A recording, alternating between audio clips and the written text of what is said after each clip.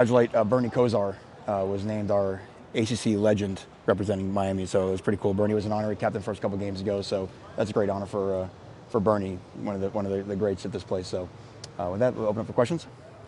You told us the starting quarterback the last couple of Wednesdays. Yeah, this Wednesday's a little different. We're gonna let this go another day, you know what I mean, and kind of see, let the last probably Thursday practice determine it. Where are they sort of at right now in terms of the competition in your eyes, and what do they have to prove maybe here in the last 24 hours? Well, it's like anything else. It's just whoever's we feel like will give us the best chance to win, to move the ball, understanding the game plan, all that type of stuff. So yeah, I think that we're having a good week. It's just we'll make a call when we know. And they are both healthy enough to play, right? Yeah, that's correct. Is Jaron? I just wanted to follow up. Is Jaron over his whatever injury he had completely, or is he still? He's ready to play. Right. I mean, Okay. it's a football season, right? But he's ready to play, as he was last week. And Nkosi, because we were told he has a separated shoulder. How about him? No, I mean, Nkosi came in and finished the game a week ago, so both those guys are cleared and ready to play. I mean, I want to ask you a follow-up to the transfer question I asked you a couple of days ago. So you guys have 85 total on scholarship you can take, and 25 a year.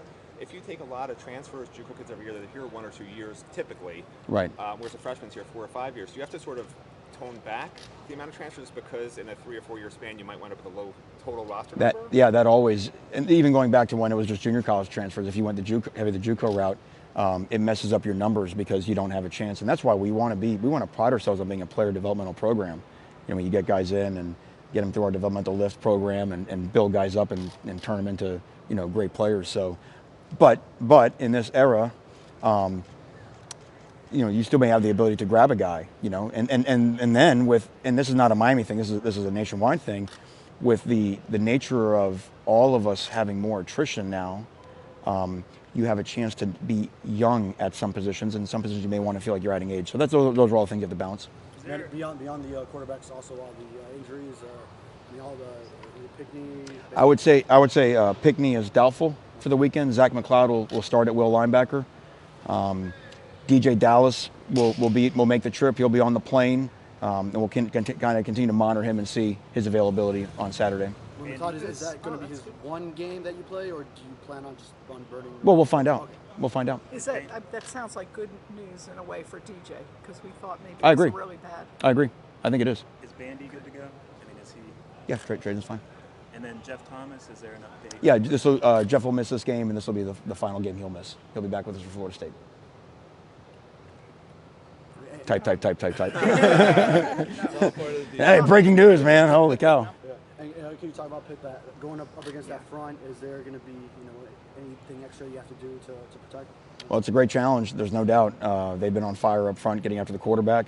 It's not just their front four. Obviously, they do a great job with their pressures. They'll bring 6 a bunch of time, and so there's a couple things. I mean, it's no different than trying to stop an offense. Number one is protection, as everybody knows, but the other thing is getting the ball out, understanding where the ball should go, not holding onto the ball with certain decisions. And then when you got to hold on to the ball, if you want to try to push the ball further down the field, guys got to stand up. You can help out with different types of protections with all that type of stuff. And then like anything else, it comes back to running the football. The battle in this game for both teams really will be, and this is not ball 101, but it'll be staying out of third down and longs. They've been able to wreck games on third down and long.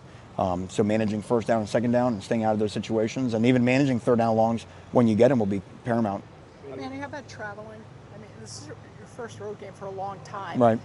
What challenges does that pose, or is it good in a way? What do you think?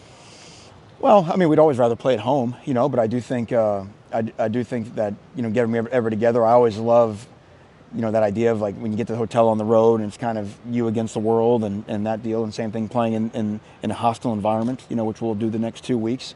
So there is a certain allure to that. There's nothing like winning a road game in conference, so it's a great challenge for us.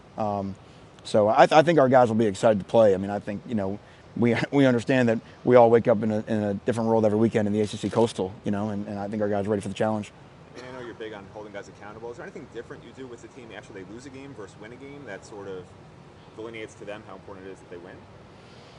The accountability, we have all the personal accountability in terms of like punishing the team globally, for losing a game. There's nothing like that specific. What we always talk about is we talk about our performance.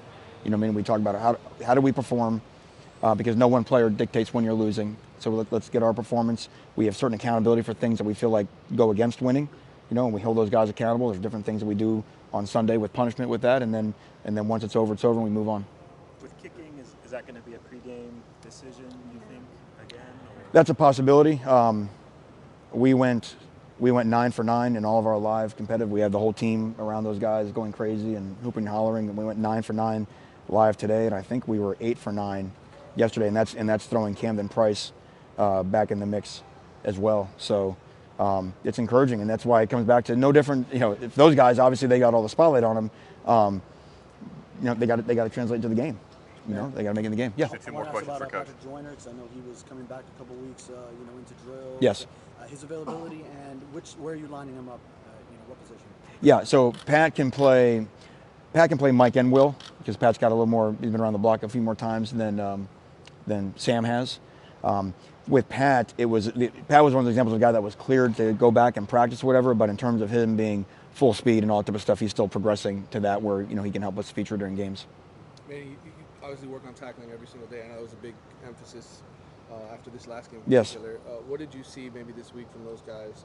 It makes you feel like, okay, they're going to do a better job this week. Well, you have to, it's the old adage, you are who you regularly are, and I think we have been a good tackling team. We had a horrendous tackling day, and we have to own that. If we were a horrendous tackling team all season, then you'd be super concerned in terms of how you're doing, how you're coaching. If we'd been a bad tackling program over the last 4 years, you'd wonder how it's being taught. How are we disciplining it in practice? So it's our responsibility as coaches to make that an outlier. Now that doesn't mean that you're not going to go perfect in terms of missed tackles, but keeping that number into what it's been. We chart that every week. The 7, 6, 7, 8 range. Anything past that starts to get a little, dodgy. So certainly what it was last weekend is we can never have that again, and we have not had that at any time in the last 4 years. So I expect it to improve.